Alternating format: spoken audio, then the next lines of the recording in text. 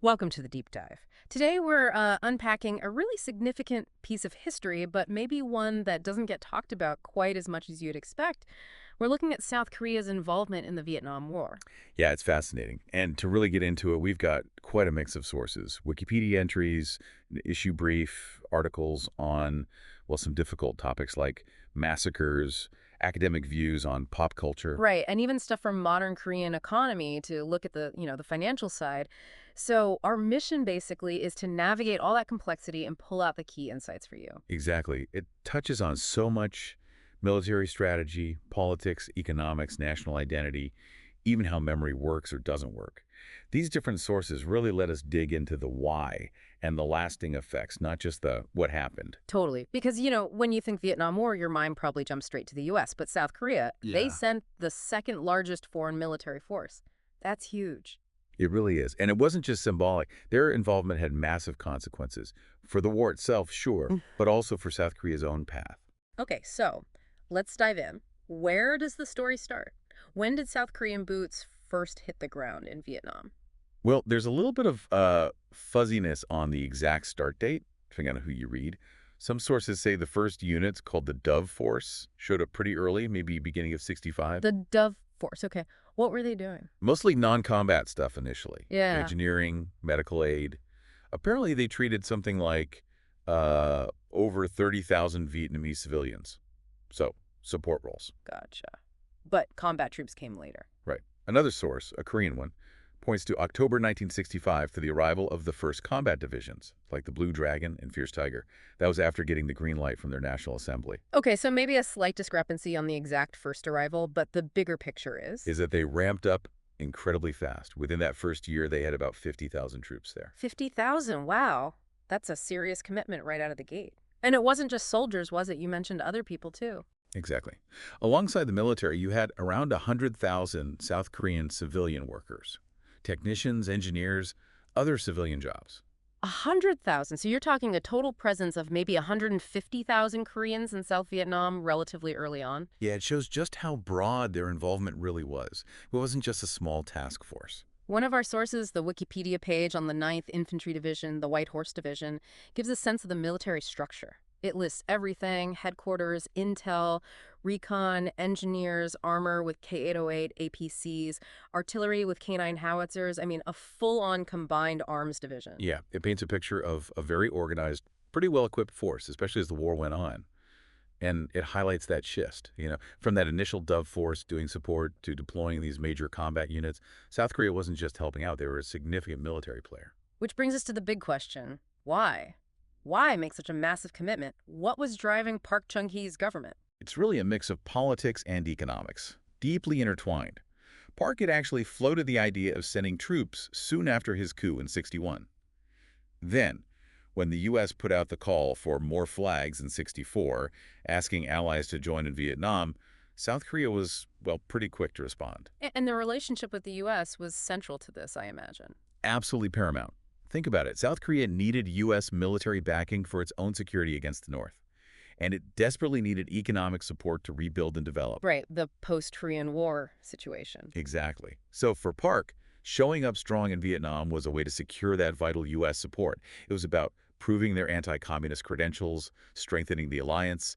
He wanted to deliver both guns, security and better economic prosperity, and the U.S. alliance was key to getting both. Plus, it helped shore up his own political power at home. And there was a very specific agreement, right? The Brown Memorandum in '66. Yes, that's a really crucial piece. It basically formalized the deal. The U.S. ambassador essentially promised significant military and economic aid in return for South Korea sending more troops. What kind of aid are we talking about? Things like helping modernize the South Korean army. They started with older WWII-era M1 Garens. Right, you mentioned that. But this agreement helped pave the way for them getting modern gear, like Right. M16 rifles, same as the U.S. troops. And it also meant the U.S. covered the costs for the Korean troops in Vietnam and gave preferential treatment to Korean companies bidding on contracts there. Big boost for Korean industries. So it wasn't just ideology. There were very tangible economic and military benefits on the table for South Korea. Definitely. It was a strategic calculation as much as anything else. Okay, let's shift to how they actually performed in the field. Uh-huh. The sources suggest they gained a reputation for being, well, pretty tough customers. Yeah, effective is a word that comes up a lot. Reports mention high casualty ratios against the Viet Cong and the North Vietnamese Army, the NVA. There are even accounts, though maybe hard to verify definitively, that the VC and NVA were sometimes told to avoid engaging the South Koreans unless they were sure they could win. Really? What made them so effective then? Was it just the training or equipment? It seems like a combination of things. First, they apparently prioritized sending combat-ready troops. They weren't sending conscripts who weren't prepared. Okay. Second, many commanders had direct experience fighting guerrillas during and after the Korean War. They knew that kind of warfare. That makes sense. Counterinsurgency experience. Exactly. And third, which is interesting, they put a lot of effort into civil affairs, trying to win over the local Vietnamese population, How do they do providing aid, basically. Medical care, food, clothing, farming tools, helping build roads and schools.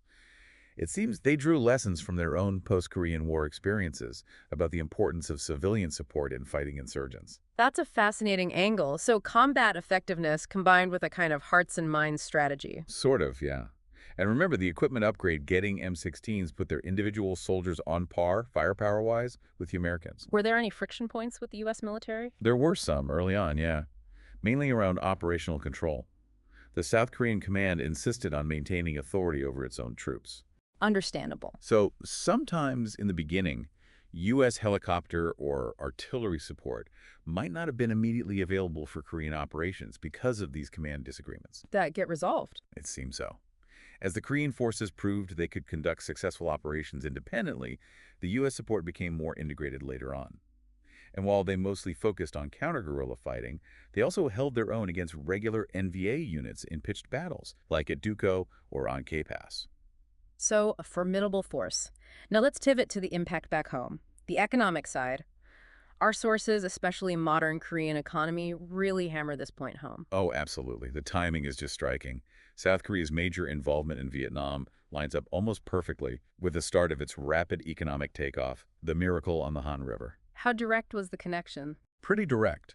The war created this huge surge in demand. South Korea earned substantial income directly from the U.S. for its troops and services. Exports surged, including military goods. And then there was income from invisibles fees for military services, construction projects built by Korean companies in Vietnam, and money sent home by soldiers and those thousands of civilian workers. The economic data you mentioned really shows this. Yeah, the book has tables showing sharp increases in GDP growth and trade dependence in the 60s, explicitly linked to Vietnam War demand. So this war, often forgotten, as we'll discuss, was actually like rocket fuel for the South Korean economy. That's a good way to put it. It provided a massive injection of foreign currency and demand right when the government was pushing export-oriented industrialization.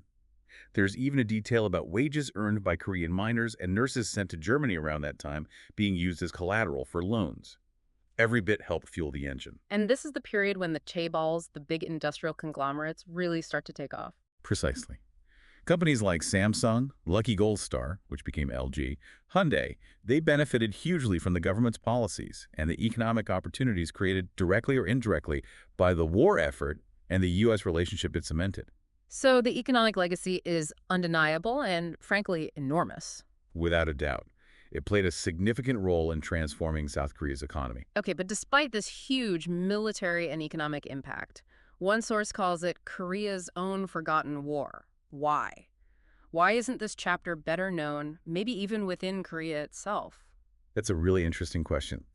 Several factors probably play into it. One, maybe the most obvious, is that South Vietnam, the country they went to support, ceased to exist in 1975. So unlike the Korean War where South Korea endured, the entity they fought for disappeared. Exactly. There wasn't that continuing counterpart. Also, there might have been some level of state censorship or downplaying of the war's history in the decades immediately following, perhaps to focus on economic progress or avoid uncomfortable questions. And maybe just a general lack of interest in the media over time. Could be. Other national narratives took precedence, perhaps? It just didn't seem to lodge itself in the public consciousness the same way the Korean War did. And maybe this forgetting makes it harder to deal with the darker side, the allegations of massacres of Vietnamese civilians by South Korean troops. That's an extremely difficult and painful aspect. And it hasn't been forgotten by everyone, certainly not by the victims or the advocacy groups. Our sources talk about ongoing efforts to bring these events to light. There's testimony from Vietnamese plaintiffs about losing family members, demanding recognition and compensation from the South Korean government. We saw a mention of a citizens' peace court in Seoul in 2023. What was the outcome there? It was a significant symbolic moment. This non-governmental court ruled that the South Korean state does bear responsibility, should compensate victims, and take steps to, restore their dignity. But has the government itself accepted this? Officially, no. Not yet, anyway. The government's position, based on our sources, has been that their own records don't contain sufficient evidence to confirm the massacres, so they've rejected formal recognition and compensation claims so far. So it's still very much unresolved at the official level. Very much so. And it's interesting, unlike historical issues between Korea and Japan, which are huge diplomatic footballs, this issue with Vietnam has largely been pushed by civic groups, not governments, on both sides. A really complex legacy there. How does this all filter into how the war is remembered or portrayed in South Korean culture today? Is it all just forgotten? Not entirely forgotten, but remembered in complex, sometimes contradictory ways. The academic paper we looked at touches on this. It talks about a kind of duality. Sometimes there's shame, especially around the violence and atrocities. Right. But other times there's kind of pride, focusing on the soldiers' effectiveness, their perceived toughness, or the economic boom that followed. Does popular culture reflect this complexity? The paper mentioned a couple of films. Yeah, films like Our Point, which is a horror film set during the war, or Sunny, which touches on the era through memories. They offer different takes. Sometimes the focus isn't on the big geopolitical picture, but on personal stories, individual experiences, even gender dynamics within that context. Interesting. So culture reflects that ambiguity. It seems so. The analysis suggests the war became this space where older ideas about, say, masculinity and the nation were both reinforced and challenged by the experience and its aftermath. And that leads to a final point from the academic source, this idea of transnational militarism and national identity. What's that about? The argument is basically that participating in Vietnam wasn't just about Vietnam. It was part of how South Korea built its modern identity. It helped forge an identity that was strongly anti-communist, capitalist-oriented, and quite militarized, projecting power alongside the U.S. So fighting abroad shaped the sense of self at home.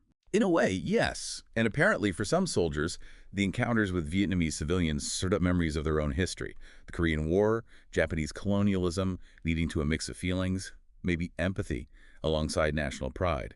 The paper also contrasts the sort of state-led nationalism of the war era with what it calls a more cosmopolitan nationalism emerging later, suggesting a shift in how Koreans see themselves in the world.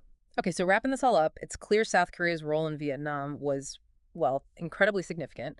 Driven by this need for security, for economic growth, it massively shaped their own development trajectory. Absolutely. Huge economic benefits, a reputation for military effectiveness. But also, this really complicated legacy, questions about wartime conduct, the unresolved massacre issue, and this whole forgotten war dynamic. Yeah, the contrast between the narrative of economic success, partly built on that war, and the calls for accountability for alleged atrocities is really stark. It's a tough history to reconcile. It really makes you think, doesn't it?